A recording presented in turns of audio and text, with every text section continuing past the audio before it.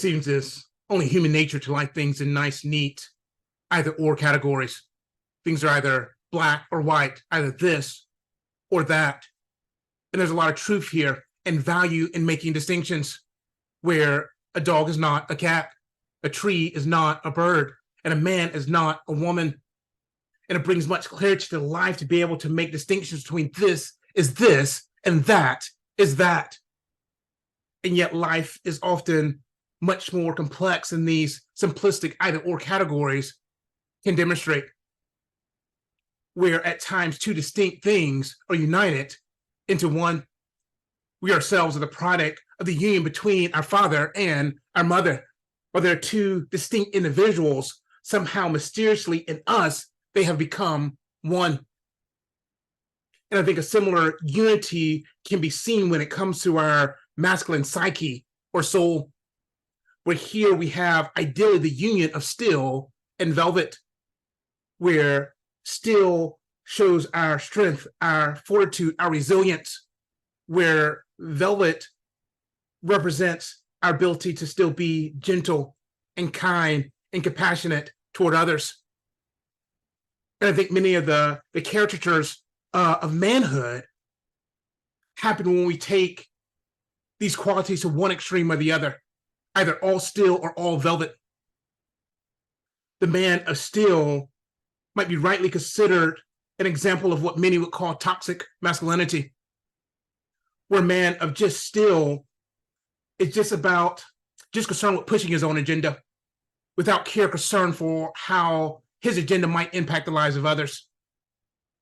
And even sexually, sex is not an expression of love or even pleasure.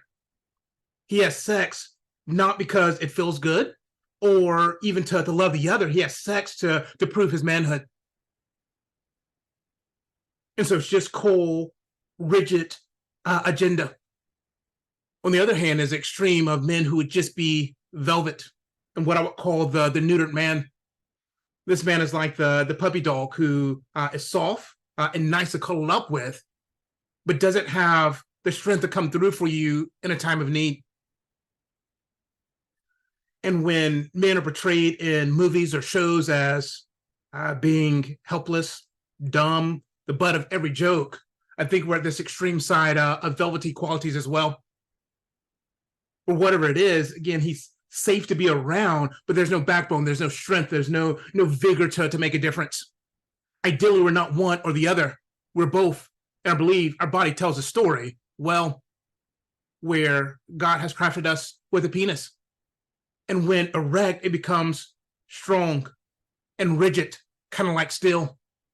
And yet God, in his wisdom, also wrapped our penis in velvety skin, where it's not just steel, it is also velvet. No woman wants just a steel, cold metal rod ramming inside of her. And yet without sufficient rigidity, penetration cannot take place. Our manhood must be both steel and velvet. And this is true throughout our life and relationships. We must have adequate strength and rigidity of character to be able to enter into, to penetrate the world around us, planting our seeds of goodness and beauty. At the same time, if our strength is not wrapped with the tenderness, the kindness, the compassion of velvet, then we end up bringing more harm than good, more death instead of life.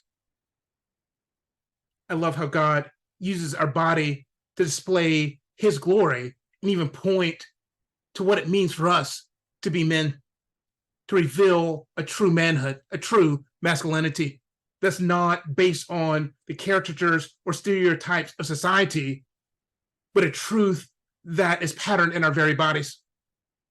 I love contemplating on these things, and I hope that you find value in it as well.